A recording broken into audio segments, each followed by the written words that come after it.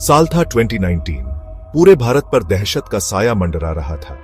14 फरवरी को एक आत्मघाती हमलावर ने पुलवामा, जम्मू और कश्मीर में भारतीय सुरक्षा बलों के काफिले पर हमला किया। इस कायरतापूर्ण हमले में 40 सीआरपीएफ जवान शहीद हो गए, जिससे पूरा देश हिल गया। भारत गुस्से में था। पाकिस्तान स्थित आतंकवादी संगठन जैश-ए-मोहम्मद ने इस हमले की जिम्मेदारी ली।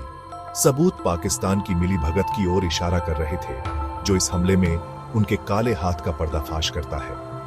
भारत ने करारा जवाब देने का वादा किया, शहीदों की याद में एक वादा। ऑपरेशन सिंदूर, एक बारीकी से योजनाबद्ध ऑपरेशन, इस बर्बरता का भारत का जवाब था। यह ऑपरेशन सिर्फ बदला लेने के बारे में नहीं था, यह एक कड़ा संदेश भेजने के बारे में था। भारत अब आतंकवाद बर्दाश्त नहीं करेगा। यह अपने नागरिकों और अपनी संप्रभुता की रक्षा करने के बारे में था। देश ने अपनी सांसें रोक रखी थी, उस तूफान के लिए तैयार था जो आने वाला था।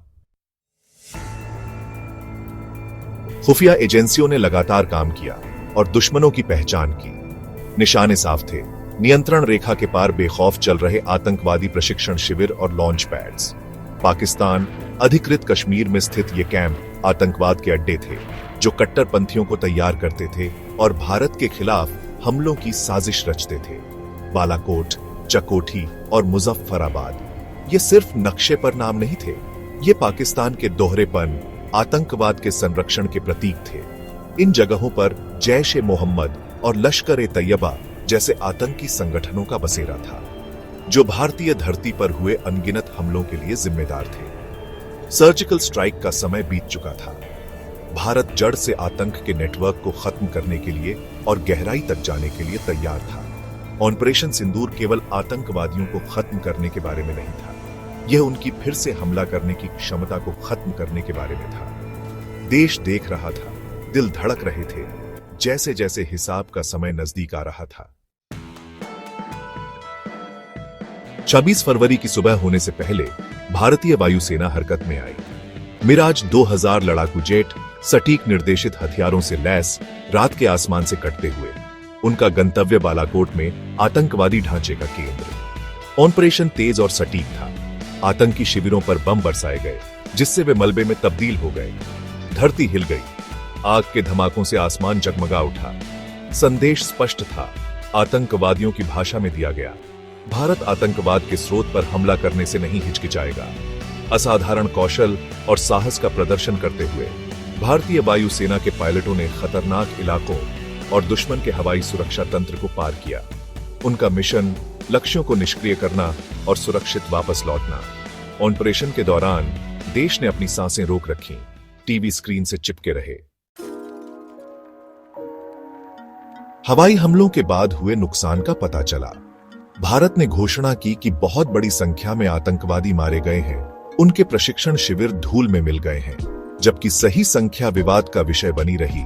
अंतरराष्ट्रीय पर्यवेक्षकों ने आतंकवादी ढांचे को हुए बड़े नुकसान की पुष्टि की। पाकिस्तान ने, जैसा कि उम्मीद थी, प्रभाव को कम करके दिखाया। उन्होंने हमलों को स्वीकार किया, लेकिन दावा किया कि केवल पेड़ों को ही नुकसान हुआ है। हालांकि बढ़ते सबूतों और प्रत्यक्षदर्शी खातों के सामने उनके इनकार खोखले लग रहे थे। दुनिया देख रही थी और पाकिस्तान की सच्चाई को छिपाने की कोशिशों ने किसी को मूर्ख नहीं बनाया। हमलों ने पाकिस्तान में हलचल मचा दी। उनके सावधानीपूर्वक गढ़े गए बचाव के तर्क टूट गए। ऑपरेशन की धृष्टता, हमलों की सटीकता ने उनके आतंकवादी गुर्गों की भेद्यता को उजागर कर दिया। भाग 5, परिणाम। हाई अलर्ट पर देश। हमलों के बाद भारत हाई अलर्ट पर चला गया। सुरक्षा बल स्टैंड बाय पर थे, पाकिस्तान से किसी भी जवाबी कार्रवाई के लिए तैयार।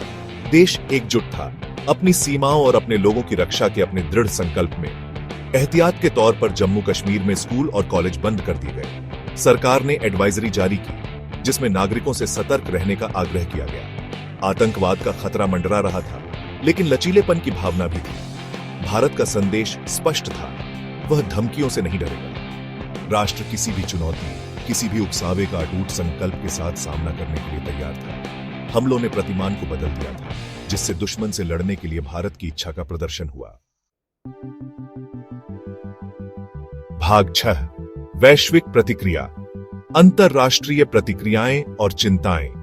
अंतर्राष्ट्रीय समुदाय ने हमलों पर आशंका और सतर्क समर्थन के मिश्रण के साथ प्रतिक्रिया दी। संयुक्त राज्य अमेरिका ने संयम का आग्रह करते हुए आत्मरक्षा के भारत के अधिकार को स्वीकार किया। फ्रांस, जर्मनी और अन्य देशों ने भी इसी तरह की भावनाओं को प्रतिध्वनित किया। पाकिस्तान के कट्टर सहयोगी चीन ने चिंता व्यक्त की और बातचीत का आह्वान किया। रूस ने अपनी तटस्थता बनाए रखते हुए तनाव कम करने की आवश्यकता पर जोर दिया।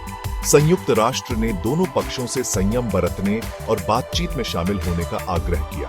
हमलों ने पाकिस्तान के आतंकवाद के निरंतर समर्थन पर ध्यान केंद्रित किया। अंतर्राष्ट्रीय समुदाय व्यापक संघर्ष से सावधान रहते हुए पाकिस्तानी धरती से उत्पन्न आतंकवाद के मूल कारणों को दूर करने की आवश्यकता को समझता था। भाग 7, शेर की दहाड़, भारत का दृढ़ रुख। अंतर्राष्ट्रीय दबाव के बावजूद भारत दृढ़ रहा। सरकार ने कहा कि हमले पहले से किए गए थे, आतंकवादी ढांचे को निशाना बनाया गया था और इसका उद्देश्य भारतीय धरती पर आगे के हमलों को रोकना था। हमले आक्रामकता का कार्य नहीं थे, बल्कि भारत की संप्रभुता और उसके नागरिकों की रक्षा के लिए एक आवश्यक उपाय थे। आतंकवादियों को पनाह देने का पाकिस्तान का इतिहास अच्छी तरह से प्रलेखित है। भारत ने आत्मरक्षा के अपने अधिकार का प्रयोग किया था, एक स्पष्ट संदेश भेजा था कि वह अब आतंकवाद बर्दाश्त नहीं करेगा। अंतर्राष्ट्रीय समुदाय से पाकिस्तान प्रायोजित आतंकवाद से उत्पन्न खतरे को पहचानने का आग्रह किया गया। भारत ने पाकिस्तानी धरती से बेखौफ चल रहे आतंकी ढांचे को ध्वस्त करने के लिए ठोस प्रयासों का आह्वान किया। भाग 8, सांप की फुफकार, पाकिस्तान का इनकार और अवज्ञा। पाकिस्तान अनुमानतः इनकार और भ्रम की अपनी सामान्य रणनीति का सहारा लिया। उन्होंने किसी भी हताहत होने से इनकार किया, यह दावा करते हुए कि हमलों में केवल पेड़ों को ही नुकसान हुआ है। हालांकि प्रभाव को कम करके आंकने के उनके प्रयासों को अंतर्राष्ट्रीय समुदाय ने संदेह की नजर से देखा। पाकिस्तान ने जवाबी कार्रवाई करते हुए भारतीय सैन्य प्रतिष्ठानों को निशाना बनाने का प्रयास किया। हालांकि उनके प्रयासों को भारतीय वायुसेना ने विफल कर दिया। आगामी हवाई लड़ाई में एक भारतीय MiG-21 बाइसन ने एक पाकिस्तानी F-16 को मार गिराया। इस प्रक्रिया में एक भारतीय पायलट को पकड़ लिया गया। भारतीय pilot wing commander Abhinandan Varthaman को पकड़ना एक विवाद का मुद्दा बन गया। भारत ने हालांकि अपनी रचना बनाए रखी और उसे रिहा करवाने के लिए अंतर्राष्ट्रीय दबाव का लाभ उठाया। भाग 9, ऑपरेशन सिंदूर, एक निर्णायक क्षण। ऑपरेशन सिंदूर केवल एक सैन्य अभियान से कहीं अधिक था। यह आतंकवाद के खिलाफ भारत की लड़ाई में एक निर्णायक क्षण था। इसने भारत के रणनीतिक रुख में एक बदलाव का संकेत दिया, जिससे अपने हितों की रक्षा के लिए सक्रिय उपाय करने का उसका संकल्प प्रदर्शित हुआ। ऑपरेशन ने पाकिस्तान और उसके आतंकवादी गुर्गों को एक कड़ा संदेश भेजा। भारत अब आतंक के केंद्र पर हमला करने से नहीं हिचकिचाएगा। अंतर्राष्ट्रीय समुदाय ने संयम का आग्रह करते हुए भारत के कार्यों की वैधता को मान्यता दी। ऑपरेशन सिंदूर ने एक महत्वपूर्ण मोड़ दिया। इसने भारत के बढ़ते सैन्य कौशल और आतंकवाद के खिलाफ निर्णायक कार्रवाई करने की उसकी इच्छा का प्रदर्शन किया। अपने दुख और अपने संकल्प में एकजुट राष्ट्र अपनी सुरक्षा और अपने भविष्य के लिए किसी भी चुनौती, किसी भी खतरे का सामना करने के लिए तैयार था।